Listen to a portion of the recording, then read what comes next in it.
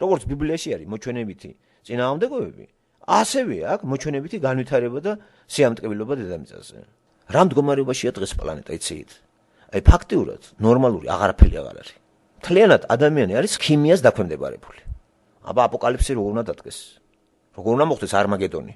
მოსახლეობა ჭკვიანია და არმაგედონი მოხდება? მოსახლეობის უდიდესი უმრავლესობა იქნება სულიერი და არმაგედონი მოხდება? ესე იგი, რა ცნობიერების მატარებელი იქნება ხალხი? გადაგვარებულის. რა გამოიწვევს ამ გადაგვარებას? დაწყებული ნელ-ნელა ყველაფერი, მოწამლულია ეკოსისტემა. სულ ყველაფერი ქიმია არის. მაგრამ ადამიანები ამას ეჩვევიან, ხო?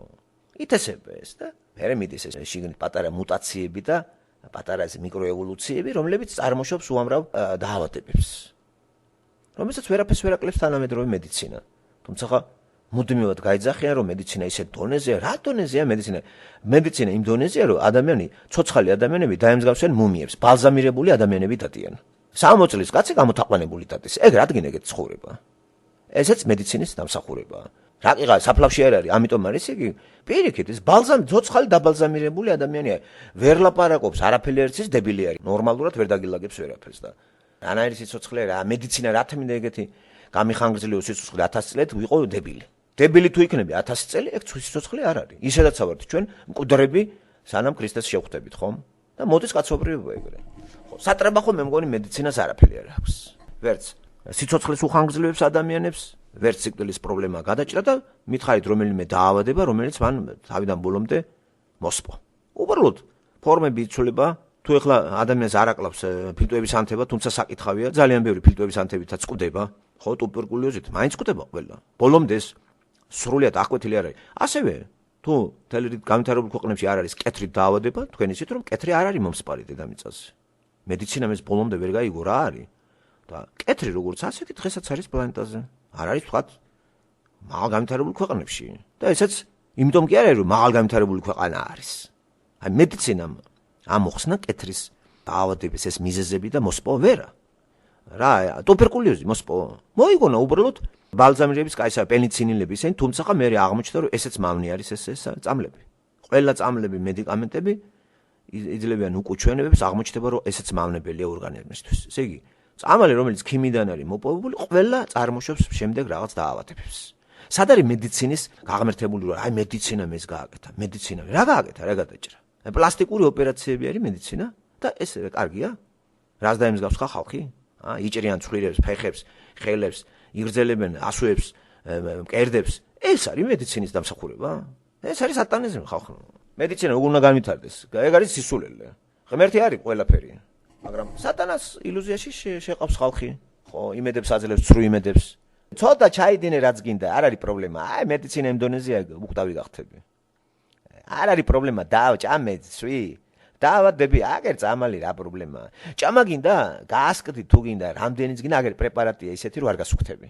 ხო არის ეგეთ პრეპარატებსაც სვამენ, რომ რაც გინდა ჭამე და ეს მერე იმას ცხიმებს იმაში. აი წარმოიდგინეთ, სადამდე გავიდა ყველაფერი. აბა გონებით შეხვედით, ამას რა კატასტროფული მდგომარეობა დღეს დედამიწაზე. არავინ არ ათქვას, რომ პროგრესს აქვს ადგილი. ეგ მოჩვენებითია ხალხო. სიამტკბილობა დედამიწაზე. მანქანათმშენებლობის განვითარება არ ნიშნავს იმას, რომ ადამიანი კარგად არის. ესები ჩვენ დამსახურება კი არ არის. ეგ მოცე ბუნებაში მოცემული კანონები არის. ამის მიგნებები და მიღწევები და სარგებლობს ვიღაცეები გამოიგონებენ და ფულს აკეთებენ. ადამიანი გაბედნერებული მე არ მინახე ახლა მძიმე ინდუსტრიითა და ცივილიზაციით. მაინც გაუბედურებული ადამიანი სტრესებმა იმატა. უცნაური ის არის, რაც უფრო კომფორტაბელური გახდა ცხოვრება, უფრო მაღალი სტრესირებულია მთელი საზოგადოების ყველა ფენა. რატომ? ადრე ასეთი სტრესი იქნებოდა, ახლა ხალხმა წერა-კითხვა არ იცოდა და ბედნიერად ცხოვრობდნენ, ხო? დღეს ახლა ასეთი ინფორმაციის ის არის მოზღვავება. ასეთ დონეზე არის კომფორტი. ფაქტობრივად ისე კაცი აღარ წვალობს, ახლა 2 კილომეტრზე გაიაროს და სასმელი წყალი მოიტანოს ბეჭებით, ხო? ხო, გახსოვთ თუ ეგრე იყო.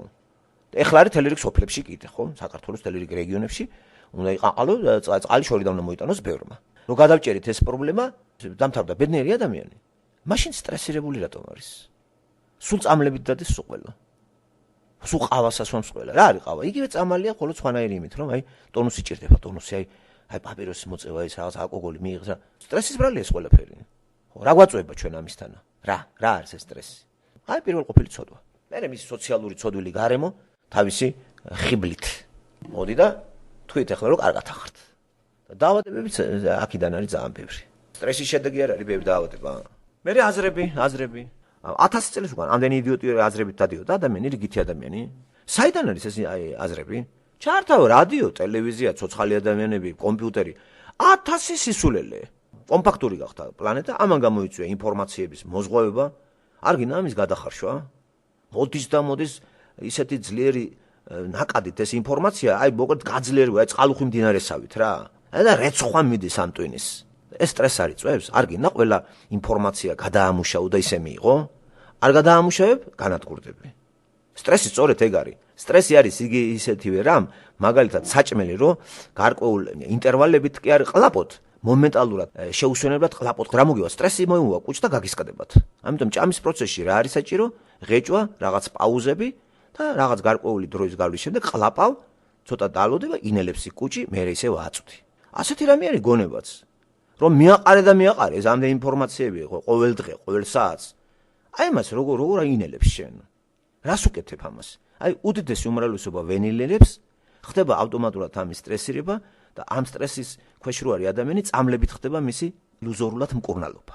იმიტომ რომ წამლები ვერაფერს ვერ კურნავს. გადარეული დადიხარ. სად არის აქ ბედნიერება? არა რას ყვირიან? აუ რა კარგი დრო არის და რა მაგრები ვარ და დღეს რო ვარ 21 საუკუნეა ხახნო 21 საუკუნე ბევრს როგორ წარმოუდგენია იცი ფრენით დადის ხალხი როგორ შეიძლება აქ იომოს ვინმემ როგორ შეიძლება დიქტატურა იყოს 21 საუკუნეში და გაოცებული არის 21 საუკუნეში სააკაშვილის მთავრობა კაცო და აი ეს გაგება რო გაქვს სტრესირებული არ იქნება ახლა სააკაშვილის ხელში აი კაც რომელსაც გაგება აქვს ის რომ 21 საუკუნეში დიქტატურა არ შეიძლება დამაჯერებს რომ კარგად არის იმიტომ არის ცუდად აი სააკაშვილი დიქტატორია ხედავს არადეს არ შეიძლება 21 საუკუნეში ისმის კითხვა საუკუნეები რა შაშია რატომ არ შეიძლება 21 საუკუნეში დიქტატურა ფაშიზმი რატომ არ შეიძლება ომი რატომ არ შეიძლება ტყავი გაგაძრო 21 საუკუნეში გაწამო ვინ თქვა ეგა 21 საუკუნეში რატომ არ შეიძლება ომი გადახედეთ თუ არ არის ომი მომსპარია თელი რიგი ქვეყნები 30 წლიანი ომი აქვს ავღანეთს სულ შეიარაღებულია სულ ყველა ისრაელი სულ შეიარაღებულია რა შაშია 21 საუკუნე და თქვენ იცით რომ ამას ბევრი ქართველი პოლიტიკოლოგის მომისმენია აი ეს როგორ შეიძლება ომი აი ახლა რუსები როგორ 21 საუკუნეა იცი რას უზამენ სულ ყურებს დააჭრიან გაეროდან რუსებს ეს რა კრეტენული აზრები გაქვს ეგ შენზე ხომ არ არის დამოკიდებული საუკუნეები განსაზღვრავს იმას ესე იგი ყოველი შემდგომი საუკუნე არის ფრთების ამოსვლის საუკუნე ერში ეხლა ჩვენ 21 საუკუნეში უკვე მიწაზე კი აღარ დადის ხალხი და უკვე სუბუქად მიფრინავენ 22 საუკუნეში ცოტა ზემოთ წავალთ და 25-ში სულ ყველა იფრენს ფეხზე აღარ გავივლით ვინ გითხრათ ხალხო ეგა ბიბლია გვეუბნება ყოველი შემდეგი საუკუნე ეს ადამიანის დეგრადაცია არის სულიერების სფეროში ინტელექტის სფეროში გამოთაყვანება მასობრიობა და რობოტიზირება არის მოსახლეობის აი დღეს ვერ ხედავთ რობოტიზირებას მთლიანად რობოტიზირებული მე რა დონის კონტროლი არის ფაქტობრივად ყველას უჭიტინებენ აი კოსმოსიდან დაჭიდება ძვირი ღირს უბრალოდ რიგით ადამიანს არ დაძდევენ მაგრამ ძირითადად თუ დაჭირდათ სულ ყველაფერი აი უკვე ყველა იციან ვისად გადაადგილდება გადაყრიან ფულს რომ ემიჭიტინონ სახში დაგიდგამენ ისეთ რაღაცებს სულ ყველაფერი თქვენი ხედება და აი ყველაფერი იციან რა შვაში არის აი რობოტიზირება როგორ მართავენ იცით ამას აი თქვენთან საქართველოში ხალა ყველაფერი ისმინება მობილური სულ ყველა აი ავტომატურად ყველა მის რო ისმინება აი ავტომატზე დაყენებული იქ ადამიანი კი არ უსმენს იწერება როგორც მაგალითად აი აქ корпуსში დგას მუდმივად ჩამწერი აპარატურა სულ იწერება ის მოხდება რამე ამოიღებენ ნახავენ ის სულ მუდმივად 24 საათია ჩართული ისა არ არის ეს კონტროლი თუ მეტეს ახლა მოსმენაც ფული ღირს ხო იცი აპარატურა ძვირადღირებული თელი რაღა და ამ ქვეყანაში ახლა ის სხვანაირი სახის კონტროლია და არ ჭირდებათ ყველას ტელეფონები მოისმინონ აი საქართველოში ესეთ დონეზე ჯერ არ არის ამიტომ ხელთ იგდო ერთმა მართველმა წრემ რომ რამე ხიფათი არ შემექმნეს და სრულიად აკონტროლებს ვანოს უყველას მათ განსაკუთრებით ვინც აღრიცხვაზე აყვანილი ახლა რიგით ადამიანებს არა ვინც არაფერს საშიშროებას ჩემთვის არ წარმოადგენს ის რატო უსმინო იმას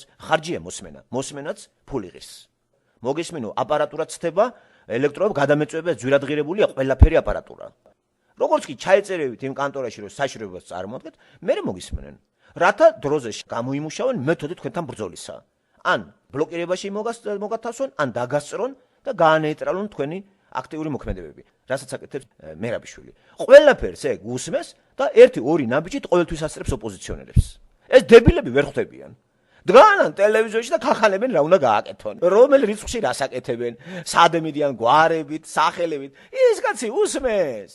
დაიჯდება აპარატი ეგ მაგარი ისაკ და შეიმუშავებენ იმას ტყავს გაგაძრებენ. რო დაგეგმავ მიტინგს ამა და ამ რიცხვში და გამოდით ესეო. ერთი თვის მე ის მზად დაგხვდება ის ხალხი იქა. და თუ რაიმე მოხდება მომენტალური ბლოკირება ხდება. რაც მოხდა მაისში. ბურჯანაძის გავე. მომენტალურად უკაკუნეს თავში, ხო? ისინი წურთნას გაივლიან. ამიტომ აი ესეთი რაღაცები სასაცილოა პირდაპირ. ამდენი ახლა დავიჯერო არიციან. და თუ იცი მეთმედეს ეგ რას გვემაიმუნები აქა ესე იგი იმის სამსახურში ხარ შენ და მე კომბალი და შენ არაფერი? ბურჯანაძის კომბალი თავში არ მოხვედრია. ეგ მივიდა გამოიყვანეს იქიდან.